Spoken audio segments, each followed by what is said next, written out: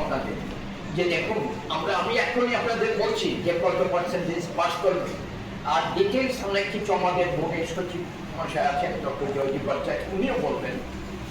আমি সংক্ষেপে রেজাল্টটা জানিয়ে দেবো। একটা কথা বলছি, দেখুন আমরা বোর্ডে প্রথম 10 জন কারা হয়, 10টা পজিশন কে পেয়েছে এই নামটা প্রকাশ করতে পারছি না।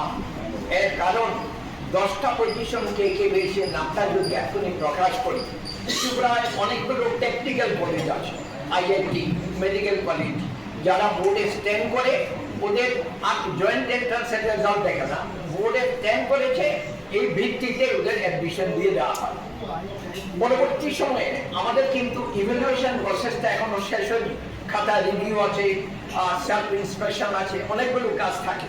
পরবর্তী সময়ে বা বছর পাচাও আছে, এই পরীক্ষাগুলো হওয়ার পর দেখা গেল এক্ষুনি যারা 10 জন স্ট্যান্ড করেছেন এদের মধ্যে অনেকে 10 জনের মধ্যে নেই, আবার অনেকে 10 জনের মধ্যে এক্ষুনি নেই, পরবর্তী সময় ওরা 10 জনের মধ্যে চলে এসছে। পুরো ইভ্যালুয়েশন প্রসেসটা হবার পর কাজে এক্ষুনি যদি আমি রেজাল্টটা আউট করি, হবে কি আমাদের কাছ থেকে ওরা সার্টিফিকেট চাইবে যে আমরা স্ট্যান্ড করেছি, সার্টিফিকেট দিই।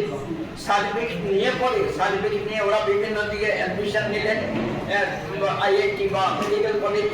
পরবর্তী সময়ে আমাদের ইভ্যালুয়েশন প্রসেসটা পুরো শেষ যখন হলো, বছর আগের রেজাল্ট আউট হয়ে গেল, তখন দেখা গেল যে 10 জন স্ট্যান্ড করেছেন এদের মধ্যে অনেকে নেই, আবার যাদের নাম ছিল না এমন অনেকের চান্স পেয়ে গেছে। যারা ছিল না প্রথম ওরা এসে বলবেন যে আমরা তো স্ট্যান্ড করেছি, আমাদের সার্টিফিকেট দিন। পরবর্তী সময় দেখে যারা 10 জনের মধ্যে নেই ওরা অ্যাডমিশন নিয়ে নিয়েছেন অলরেডি, সেটা বোর্ডের ভুল সিদ্ধান্ত হবে। কাজেই আমরা ভাবনা চিন্তা করে একটাই ভাবছি যে আমরা আগামীবার থেকে 10 জন যারা স্ট্যান্ড করেছেন ওদের নাম আমরা ঘোষণা করে দেব, কিন্তু ওই সার্টিফিকেট দেবো কারা কারা স্ট্যান্ড করেছে, সার্টিফিকেটটা দেবো বছর পরীক্ষার পর, তার আগে কাউকে সার্টিফিকেট দেবো না। নামগুলো ঘোষণা করে দেবো আগামীবার, কিন্তু সার্টিফিকেট দেবো ফাইনাল স্টেজটা যখন শেষ হবে, বছর যখন শেষ হয়ে যাবে তখন আমরা সার্টিফিকেট দেবো কে ফার্স্ট, সেকেন্ড,